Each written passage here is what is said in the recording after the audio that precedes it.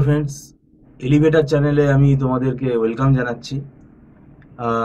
আজকে আমরা MBA course নিয়ে আলোচনা করব ফার্স্ট সেমেস্টারে।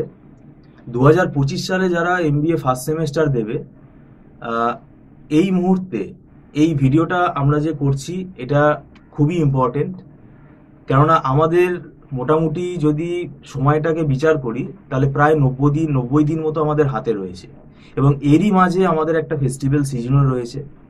তো এমবিএ ফার্স্ট সেমেস্টারের যে সিলেবাস, তার যে কতটা ডেপথ, তার যে সিলেবাসের যে ডেপথ, এটা নিয়ে আমরা বহুবার আলোচনা করেছি। আজকে আমরা আলোচনা করব যারা এখনো পর্যন্ত সিরিয়াসলি পড়া শুরু করেনি, মানে সবে হয়তো বইয়ের পাতা খুলছে, এই রকম স্টুডেন্টদের মানে কিরকম হতে পারে, তাদের পরীক্ষাটা কিরকম হতে পারে। আমরা কেউই চাই না কেউ সাপ্লি পাক, কিন্তু অনেকে কিন্তু অবুঝ। সেই ব্যাপারটা নিয়ে আমরা আলোচনা করব। আমাদের মধ্যে উপস্থিত আছেন মিস্টার সৌভিক দত্ত, আপনাকে ওয়েলকাম জানাচ্ছি। নমস্কার। এমবিএ ফার্স্ট সেমেস্টার 2025, আজকের এই আলোচনার মাধ্যমে আমি আশা করব অনেকে অ্যালার্ট হয়ে যাবে এবং অনেকে কিন্তু অ্যালার্ট হবে না। তাদের কি পরিণতি হতে পারে? দেখুন, অলরেডি পরীক্ষা যদি আজকে গুনেন, first sem MBA first semester ম্যাকআউটের হয়তো সম্ভবত জানুয়ারির ফার্স্ট উইক থেকে শুরু হবে। তাহলে কাউন্ট করলে যদি আপনি এই দুর্গা পুজো, লক্ষ্মী পুজো, কালী পুজো, ভাইফোঁটা, জগদ্ধাত্রী পুজো, বিভিন্ন অকেশন, আরও সামনে বিশ্বকর্মা পুজো আছে, এইগুলো যদি বাদ দেন দেখবেন 15-16 দিন এমনি চলে গেছে, বাদ হয়ে গেছে, 16-17 দিন। তো সেক্ষেত্রে দেখবেন গুনলে আপনি হয়তো দেখবেন 3 মাস বাকি আছে, 90 দিন। কারণ আমি ধরেই নিচ্ছি অক্টোবর, নভেম্বর, ডিসেম্বর 3 মাস, কারণ সেপ্টেম্বরে তো পুজোই পড়ে যাচ্ছে, অনেক অকেশন আছে, এবং অক্টোবর মাসেও অনেক কালী পুজো, ভাইফোঁটা এগুলো আছে। তো এইগুলো বাদ দিলে আমি 90 দিনই ধরলাম। এবার প্রথম কথা, এমবিএ ফার্স্ট সেমিস্টারের যা সিলেবাস, অন্তত ইকোনমিক্সের, বিশেষ করে মাইক্রো ইকোনমিক্স এবং ম্যাক্রো ইকোনমিক্স এবং স্ট্যাটিস্টিক্সের ভেতর স্ট্যাটিস্টিক্স 1 এবং স্ট্যাটিস্টিক্স 2 পার্টে probability, binomial, poison, normal distribution, sampling, hypothesis, 10টা কেস, অ্যানোভা, তার সঙ্গে রিসার্চ মেথোডোলজি, এবং আরও একটা পেপার আছে অ্যাকাউন্টস পেপার। তো এই এত বড় সিলেবাস, এটা কখনোই 3 মাসে সম্ভব না। এটা একটা অসম্ভব ব্যাপার চেষ্টা করা।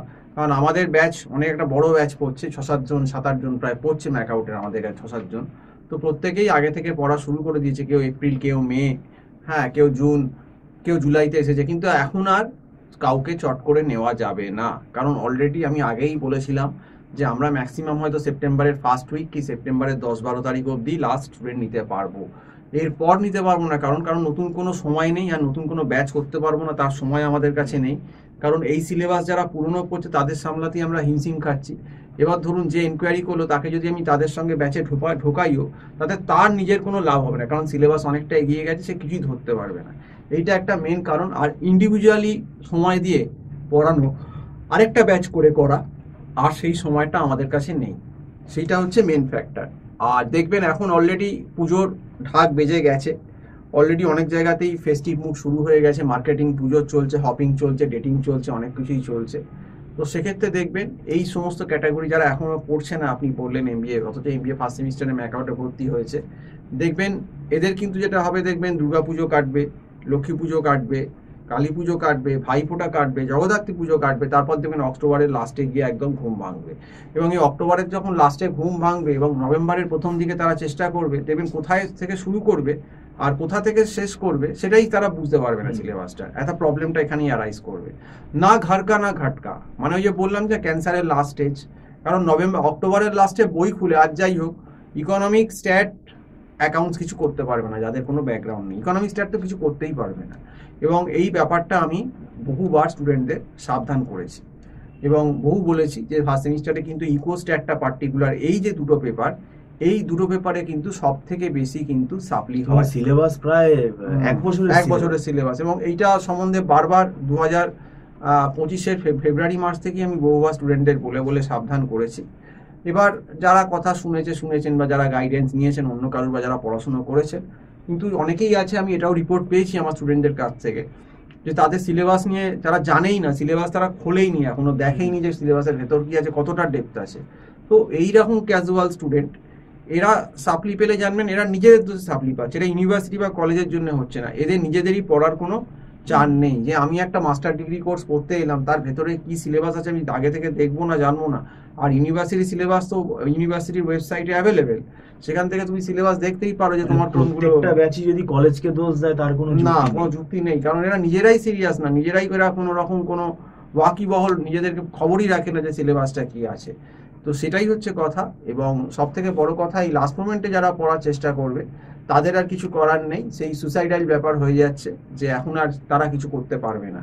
কারণ ওই যারা জগদ্ধাত্রী পুজোর পর ঘুম ভাঙবে তাদের, একদম অক্টোবরের লাস্টে বা নভেম্বরের ফার্স্টে, তাদের আর তখন আর নভেম্বর ডিসেম্বর 2 মাসে তারা আর কি করবে, তাদের কিছু করার নেই। কারণ তাদের পড়লেও সিলেবাস 20%, 25%-এর বেশি সিলেবাস হওয়ার সম্ভাবনা নেই। আর এই ইকোস্ট্যাট তো আপনাকে বললাম, এগুলো কখনো বানিয়ে লেখা যায় না, এগুলো কনসেপচুয়াল, এগুলো সামস আছে, এগুলো ডেরিভেশন আছে, এগুলো কোনো সিনিয়র লোকের কাছে না পড়লে এগুলো নিজে থেকে পড়ে পাস আর্টস করা ব্যাকগ্রাউন্ড, কমার্স খুব ব্যাকগ্রাউন্ডে মুশকিল, এদের তাদের খুব পক্ষে ডিফিকাল্ট। খুব ডিফিকাল্ট পাস করা। এবং এই জন্যই ট্রেন্ড যে ফার্স্ট সেমিস্টারে এত ইকোস্ট্যাটে কিন্তু ফেল করে প্রত্যেক বছর, এটাই এই কারণটাই হচ্ছে এইটা, এটা আপনাকে বলছি। তো যাই হোক, দুয়ারে এক্সাম চলে এসেছে, আর মেরে কেটে হয়তো 90 দিন বাকি, বা অকেশানগুলো যদি ধরেন হ্যাঁ সেমিস্টারে, তাহলে দেখবেন আরও কম দিন, হয়তো আরও কয়েকদিন চলে গেল। তো এইভাবেই ব্যাপারটা চলবে। তো আজকে এই অবধি বলেই শেষ করছি। সম্পূর্ণ ভিডিওটা দেখার জন্য অসংখ্য ধন্যবাদ। নমস্কার।